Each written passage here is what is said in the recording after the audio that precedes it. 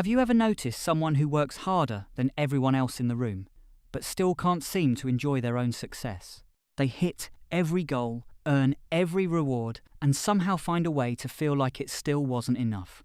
There's always a bigger mountain, always a higher bar. And the strangest part is, they're the last person who'd ever admit they're exhausted. Most people think this is just ambition drive, the classic overachiever who loves the grind. But psychology says something completely different, and the real reason behind this behaviour has almost nothing to do with success at all.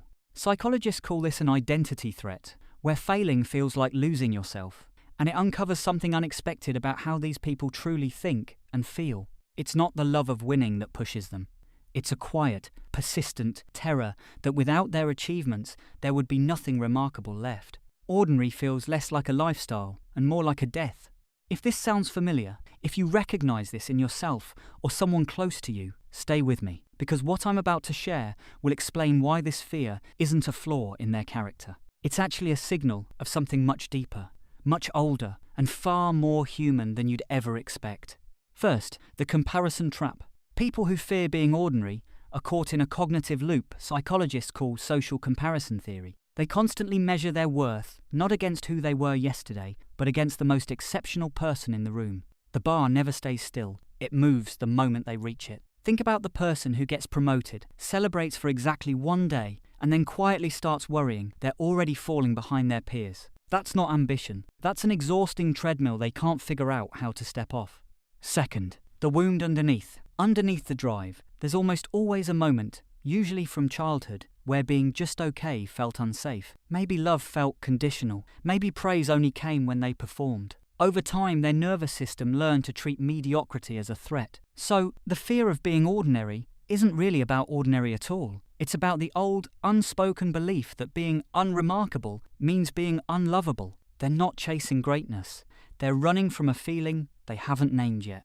Third, the rarest kind of courage. Here's what almost no one sees.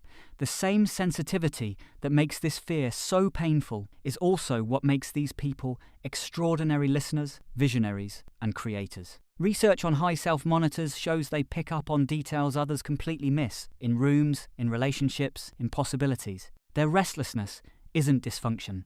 It's a finely tuned radar for what could be better, deeper, and more meaningful. The person terrified of being ordinary is often the one who quietly changes everything around them, not because they had to, but because they couldn't stop caring.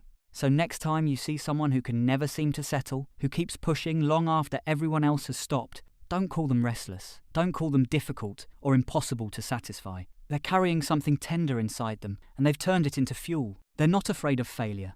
They're afraid of disappearing. And that fear, quietly, is what keeps them alive in a way most people never get to feel. Being ordinary was never really the threat. Being unseen was. If this video helped you understand someone in your life a little better, or helped you understand yourself, that's exactly why this channel exists. We're here to decode the hidden logic behind the way people think, feel, and behave. Subscribe.